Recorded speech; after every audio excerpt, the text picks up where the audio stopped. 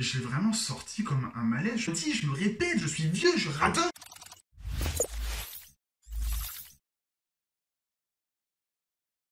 C'est parti pour une nouvelle vidéo. Aujourd'hui, je vais parler de certains points culturels, la France versus la Corée du Sud. J'ai déjà fait sur ma chaîne, souvenez-vous, si vous venez d'arriver, vous ne le savez pas, mais j'ai déjà parlé d'un top 5 des choses choquantes en Corée du Sud, et aussi un top 5 des choses impressionnantes en Corée du Sud. Donc évidemment, j'ai fait mon possible pour que ce dont je vais parler ne soit pas dans cette vidéo. Et il y a aussi une vidéo sur ma chaîne qui est ma copine, qui, je vous le rappelle, si vous n'êtes pas au courant, qui est sud-coréenne, qui explique ce qui l'a étonné en France par rapport à sa culture. Pareil, je vous recommande vraiment d'aller voir cette vidéo, d'aller voir toutes ces trois-là, et même toutes les autres chaînes de ma vidéo, si ça vous intéresse. Premier point, retirer les chaussures. Devoir retirer ses chaussures quand on arrive chez soi. C'est pas que chez toi. C'est pas du tout que chez toi, et ça peut t'arriver que si tu vas visiter un temple ou autre, dans certaines parties, tu sois obligé de retirer tes chaussures. Déjà là, ça étonne un peu plus, sans même parfois que ce soit forcément un temple ou un lieu religieux, on va te demander de retirer tes chaussures. Ça m'est déjà arrivé, et plus d'une fois, qu'on me demande de retirer mes chaussures dans un restaurant. Alors souvent, ce sera un matip. Matip, ce sont des restaurants connus et reconnus pour leur goût, des trucs de grand-mère qui sont bons, machin, qui te mettent bien. Bah, on peut te demander de retirer les chaussures. Et ça par contre, pour le coup, j'avais jamais vu ça. Deuxièmement, pour rester dans cet esprit du restaurant, et là aussi, pas mal de personnes le disent, c'est une vraie différence entre la France et la Corée. En France, on va lever la main, appeler le serveur. Ça arrive en Corée, tu vas dire Choyo. Mais en Corée, ça arrive très régulièrement aussi qu'il y ait tout simplement un bouton pour commander. Ça, c'est quelque chose qui se fait pas du tout en France. Et c'est pas plus mal, ça t'évite de gueuler. Et il y a un peu moins l'excuse de la part du serveur de dire « Oh non, je l'ai pas vu celui-là, non, je l'ai pas vu, non. » Ils peuvent pas faire ça parce que t'appuies, ça fait ding-dong, ça met le numéro de ta table. Donc t'inquiète pas qu'ils sont au courant que t'as sonné. Troisièmement, c'est quelque chose qui peut aussi se voir dans les restaurants, mais pas que. Il est interdit en Corée de fumer dans les lieux publics. C'est parfois toléré, notamment le soir si vous sortez. Vous allez voir des gens qui fument dans les rues, et encore, ce sont dans les petites rues, c'est pas, honnêtement, personnellement, dans les grandes rues, j'ai pas mémoire. Alors j'en ai peut-être croisé, vu que c'est vrai qu'en France, on est, voilà, en France, gros, tu sors dans la rue, tu vois tout le monde fumer. C'est limite, t'es bizarre si tu fumes pas, tu vois. Donc, j'en ai peut-être vu, et ça m'a pas, voilà, ça m'a pas choqué, ça m'a pas percuté, mais dans les grandes rues, très honnêtement, j'ai pas mémoire d'avoir vu quelqu'un fumer dans une grande rue. Souvent, quand j'ai vu des gens fumer dans la rue, c'est le soir et vraiment dans des petites ruelles, dans des rues adjacentes, pas là où il y a du monde.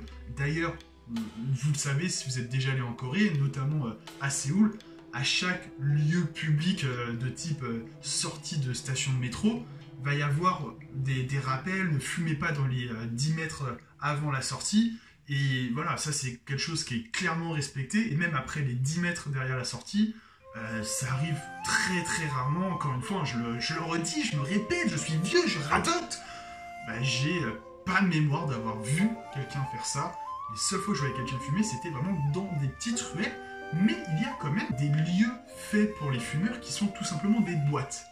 Il y a parfois dans la rue des espèces de boîtes à fumeurs. Alors c'est bien si vous voulez vous sociabiliser avec des fumeurs, et c'est bien si vous n'êtes pas fumeur parce que vous prenez pas de la fumée dans la gueule, peu importe où vous êtes.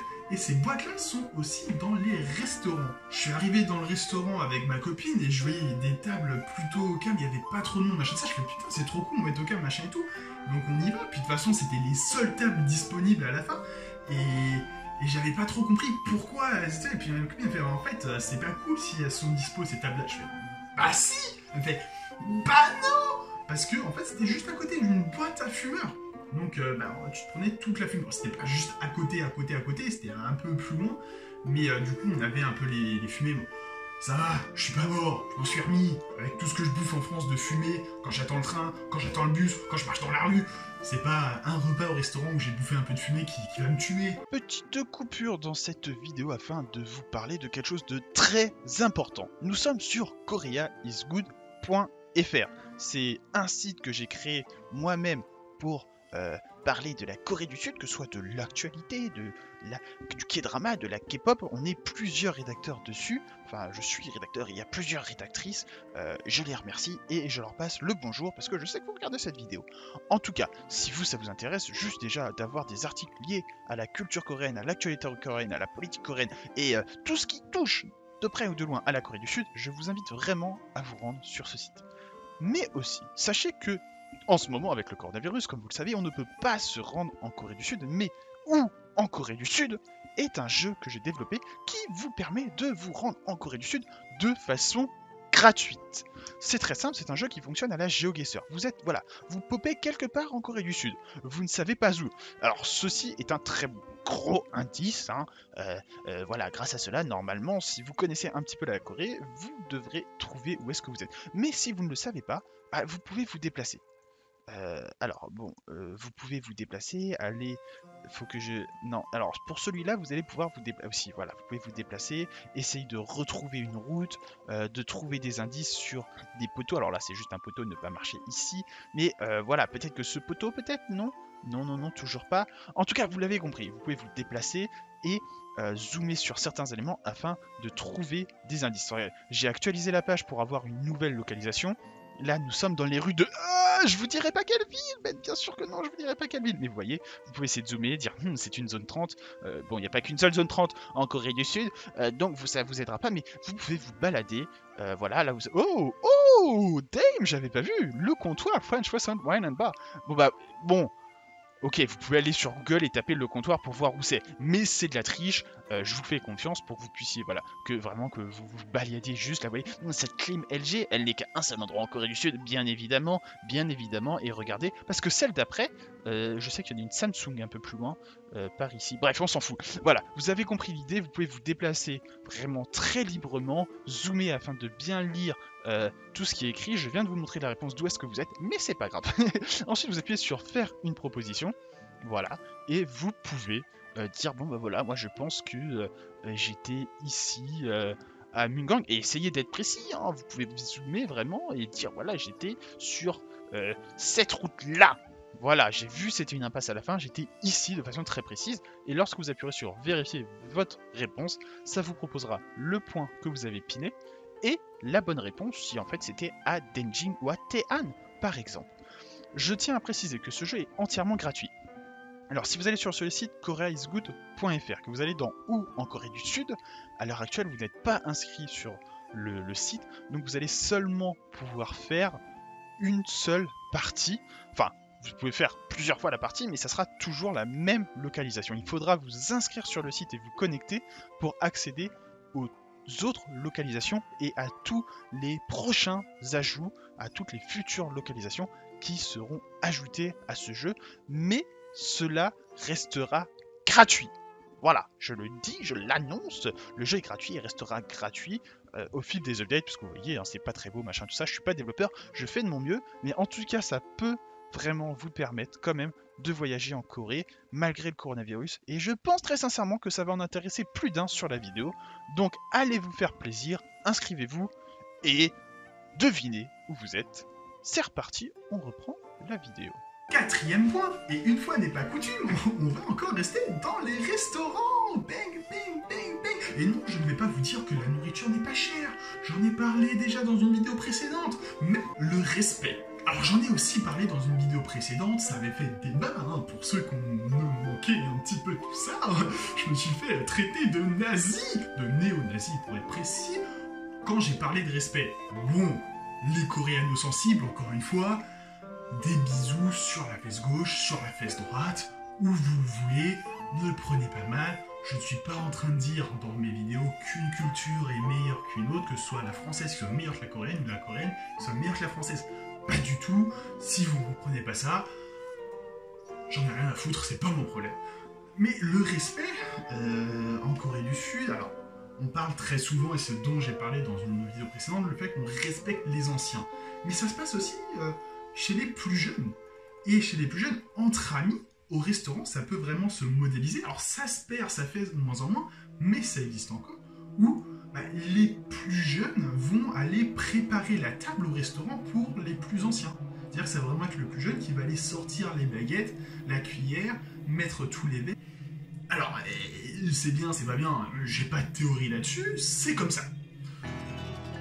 Je ferais pas ça en France, je dirais pas mettre des couverts à un pote, hein, je le regarde, je fais gros, tu te démerdes. Je lui donnerais pour l'aider, tu vois, mais pas parce que ce soit une règle. C'est une règle dans le sens où ce serait toujours moi parce que mon pote est plus vieux qui lui donne les couverts. Je le vivrais mal et je lui parlerai plus.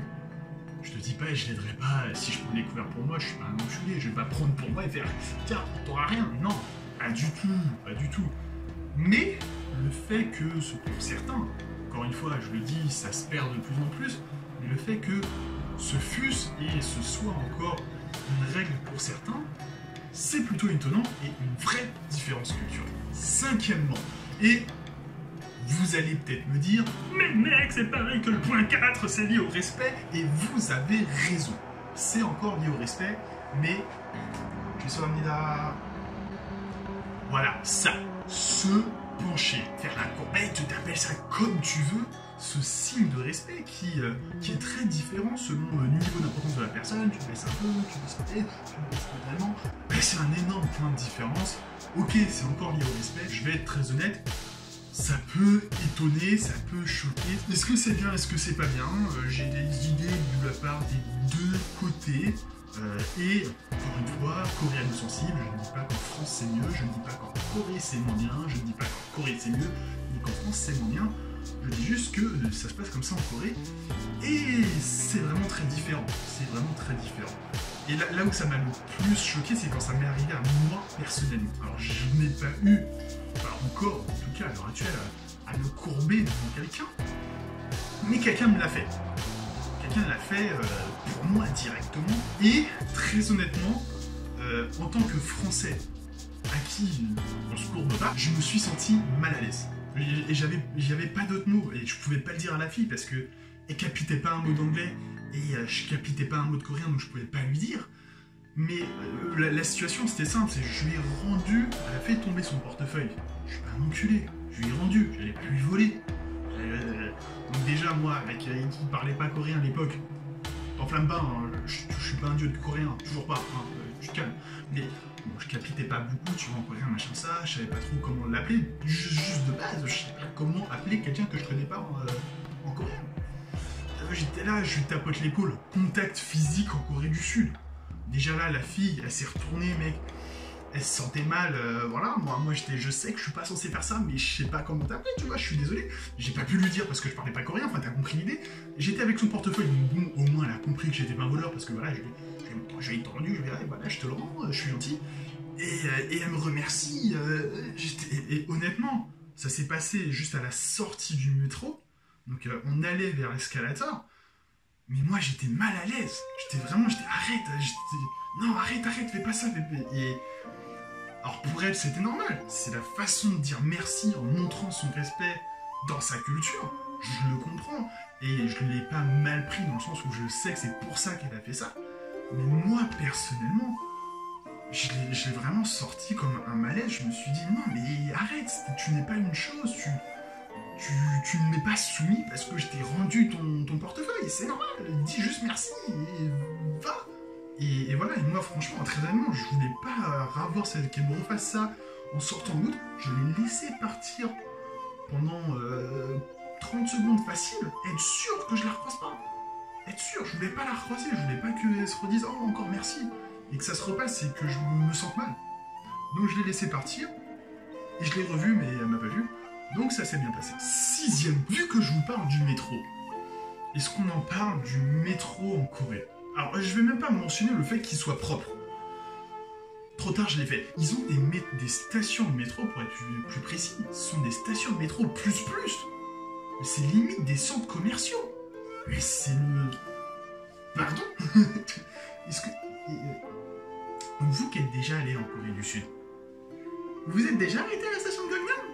et tant d'autres stations. Mais ce sont vraiment des centres commerciaux à l'intérieur. Il n'y a pas d'autre nom. Et alors bon, c'est pas toujours aussi grand que ça, c'est pas toujours la folie, c'est pas toujours un truc de malade mental. Parfois t'as juste, j'ai envie de dire, 2-3 magasins à l'intérieur, mais jamais t'as ça en Corée. Enfin, en France plutôt. T'as ça en Corée, t'as pas ça en France. Enfin, bon, t'as les convenience stores aussi. Pour rappel, convenience stores, c'est des trucs ouverts 24h/24. Et t'as pas ça en France. Enfin, moi, je me rappelle très bien. Je suis arrivé en Corée du Sud, il y avait un typhon, donc il pleuvait. J'avais pas de parapluie. Ok, je suis un peu con. Ben voilà, mec, je suis parti de chez moi. Et il y avait pas de pluie. J'ai pris le métro. Ah, je sors du métro, mec. Un déluge du turfu. Un déluge du futur. Voilà, allez voir le vlog si vous l'avez raté. Ce qui est très probable parce que très peu de monde me suivait à cette époque-là. Allez voir le vlog. Il pleuvait. Et mec, j'ai fait quoi? J'ai eu la chance. Il y avait un 7-Eleven dans la station de métro. Donc j'ai pu m'acheter un parapluie. 7e point. J'étais en train de parler des métros. Il faut savoir, par exemple, à Séoul, le métro se termine relativement tôt. 1h du mat et essaye même pas d'avoir un métro à cette heure-là. C'est mort. C'est archi mort. Il est fermé. Alors, on dit Séoul, la ville qui ne dort jamais. Mais tu te démerdes pour rentrer chez toi. Alors évidemment, il peut y avoir des bus. Je te déconseille le premier bus de nuit à la fermeture du métro. J'ai testé, ne le refais pas, ne le fais pas, je ne le referai pas et ne le fais pas. Très honnêtement, tu seras très très serré. Mais il existe aussi d'autres solutions. Les taxis par exemple, mais surtout, parce que bon, bus de nuit on a en France, donc ça sert à rien d'en parler. Taxi on a aussi en France, VTC on a en France, ça sert à rien de parler de tout ça. Mais ils ont un concept dont j'ai oublié le nom mais qui s'affiche ici, plutôt intéressant. Ouais. C'est que t'as un mec qui va prendre ta voiture. Alors bon, pour ça faut que t'aies bu, hein. Si t'as pas bu et que t'as ta voiture, tu rentres solo, bien évidemment. Mais admettons, tu as bu, tu ne peux pas conduire, ce n'est pas bien, tu peux perdre ton permis d'ailleurs. Tu dois quand même rentrer chez toi, tu vas pas rester dans le bar à t'écuver. Donc tu vas payer quelqu'un, le mec c'est son métier, c'est son job, qui va te ramener chez toi avec ta voiture. Est-ce que tu comprends le mindfuck? Tu es dans un bar, tu rentres chez toi avec ta voiture, mais c'est quelqu'un qui te conduit. Il n'y a personne d'autre, vous êtes que deux. Toi qui rentres chez toi, lui avec ta voiture. Est-ce que tu commences à comprendre? À un moment donné, le mec, il va te déposer chez toi. Il fait quoi après? Et il rentre à pied. Ah oui, et oui, et oui. Et ça coûte même pas très cher en plus cette histoire. Un peu plus cher que le taxi, bien évidemment. Mais au moins t'as pas à retourner chercher ta voiture le lendemain. Et le mec se démerde pour rentrer. Si t'habites dans le cul du monde, c'est son problème, pas le tien. Donc je tenais vraiment à souligner ce point. Il ne se sait pas beaucoup une vraie différence entre la France et la Corée, encore une fois. 8e point, cet esprit très communication de la part des marques dans la rue. C'est vraiment un truc qu'on n'a pas en France. Il y a vraiment des enseignes de partout, des couleurs de partout, de la musique de partout, à toute heure du jour et de la nuit, que tu sois dans une ville ou pas, et que ça pétille de partout. On n'a pas en France par rapport à ça. C'est vrai qu'en France, on est quand même très... on aligne, c'est-à-dire que tu as un bâtiment, au rez-de-chaussée, ça va être un magasin, je te dis dans une rue parisienne par exemple, hein, tous les rez-de-chaussée vont être des magasins, après au-dessus, à la rigueur, ce sera des habitations ou des bureaux, mais ça sera pas des magasins. En Corée, non, ils sont vraiment pas... ils sont dans un autre délire. Tu peux avoir un bâtiment, je vais prendre des marques françaises, hein, mais tu pourrais très bien avoir... un truc de coiffure, je sais pas, Fabio Salsa au rez-de-chaussée, un café Starbucks au premier, je sais pas, des lunettes au petit demi au 3e, et au 4e une banque, tu vois. T'aurais pas ça en France, et chacune de ces enseignes va avoir ses propres enseignes à l'extérieur, faire son petit marketing, et vas-y gros, vas-y, viens, on est là, et viens chez nous. Donc forcément, tu vois, ça pétille dans tous les sens. Et en tout cas, je sais pas, peut-être que certains d'entre vous trouvent des aspects négatifs, je suis sûr qu'il y en a, j'étais pas à le dire en commentaire sur notre truc, mais un aspect qui est en tout cas positif, je pense, c'est que ça donne au moins un peu de vie au lieu. Alors, un aspect négatif qui se dit très clairement, ça serait que ça peut aussi un peu dénaturer l'histoire. Mais c'est vrai que la gueule des bâtiments en Corée du Sud, c'est pas très historique. Hein. Enfin, en tout cas, là où ça se produit, c'est pas des bâtiments historiques qui sont particulièrement beaux. C'est sûr que tu ferais pas ça à Paris, dans le 16e, où t'as des bâtiments anciens qui, personnellement, je trouve plutôt beaux. Ça me ferait chier que de voir ça, très honnêtement. En Corée, mec, j'ai envie de dire, les bâtiments ils se ressemblent tous, boum boum boum boum, bah, vas-y, écoute, au moins ça diversifie un peu le truc. Voilà, j'ai trouvé un point négatif et un point positif. Hey, 9e point. Et c'est le dernier. Mais si vous allez voir les autres vidéos, encore une fois, ça vous fera plein d'autres points. Bref, ce point numéro 9. Et là, j'ai un avis plutôt tranché sur la question. Et je ferai une petite citation de mémoire, donc ça sera pas une citation qui sera très bien faite, mais on en parle un peu après. Ce point numéro 9, ce sont les photos. Et même l'utilisation du téléphone en général en Corée du Sud. Alors, ils passent leur temps à prendre des photos. Il faut montrer, il faut prendre des photos. Je sais pas pourquoi. À ce qui paraît, il y a un proverbe coréen qui dit que seules les photos restent et que donc du coup, si tu ne prends pas de photos, tu ne peux pas garder en mémoire. Bon, je suis pas totalement d'accord. Après, je suis pas totalement contre non plus parce que c'est vrai que juste un restaurant ou un truc un peu banal, c'est vrai que parfois, au moins avoir une photo, ça peut t'aider à te remémorer pas mal de choses, plus que juste en utilisant ta mémoire. Mais pas pour tout, pas pour tout. Honnêtement, pas pour tout. Je vais être très sincère. Jay, que vous avez vu dans un des vlogs, encore une fois, allez voir ma série de vlogs si vous ne l'avez pas vu. Il est venu à Paris avec sa copine. Ils ont fait un tour d'Europe, je les ai rencontrés quand je bossais à Londres. Et quand ils sont passés à Paris, du coup, on s'est re-rencontrés. On s'est vu au niveau de la Tour Eiffel. On se voit un petit peu, on papote, machin, tout ça. Et je fais, bah écoute, vous avez des trucs, machin, tout ça, t'inquiète, je me charge d'aller chercher à manger. Je vais chercher à manger lourd repas. Attention, bah, je vais chercher des trucs à manger dans un McDo. Hein. Gros repas, ça sert. Bref, c'est pas la discussion. La discussion, c'est que je pars pendant une demi-heure à peu près. Je pars, je reviens, une demi-heure. Ils faisaient encore des photos. Ils ont passé une demi-heure à faire que des photos. Et moi, je suis arrivé, je fais, bah, est-ce que je vais les retrouver? Ils sont peut-être allés se balader dans le parc, machin, je sais pas, tu vois, je commence à envoyer des messages, ouais, t'es machin, il me fait. On a bougé de 20 mètres à peu près. On a juste un peu plus bas dans les escaliers. Je vais, mais du coup, quand je suis arrivé, vous avez fait quoi? Ah bah, on a fait des photos. Et je suis parti une demi-heure. Ah bah, ouais, on a fait beaucoup de photos. Et vous avez pas trouvé ce qui vous convenait avant? Non, non, non, non, non. Dès là, sur la demi-heure de photos, on en a que 2-3 qui sont bonnes. Pardon? 30 minutes de photos pour 3 photos correctes?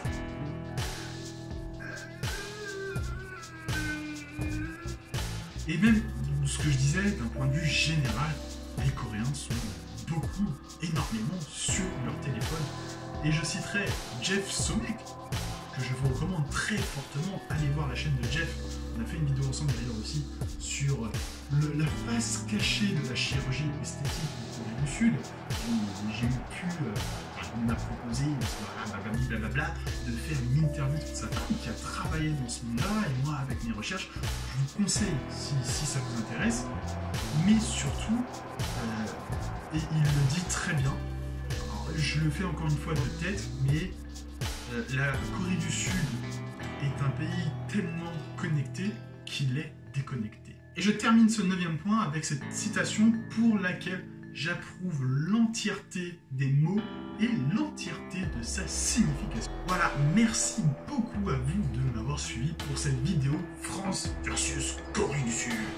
N'hésite pas à me poser des questions si tu en as en commentaire, à aller checker les autres vidéos et surtout, bien sûr, comme d'habitude, tu écris un commentaire. Juste, ouais mec, ça fait plaisir de te voir, ou je sais pas ce que tu as envie d'écrire, mais tu écris et tu partages. Car si elle t'a intéressé, cette vidéo, elle va intéresser d'autres personnes aussi, alors partage-la s'il te plaît. Et évidemment, tu t'abonnes pour ne pas rater l'ensemble des prochaines vidéos. Merci encore une fois de m'avoir suivi et à bientôt.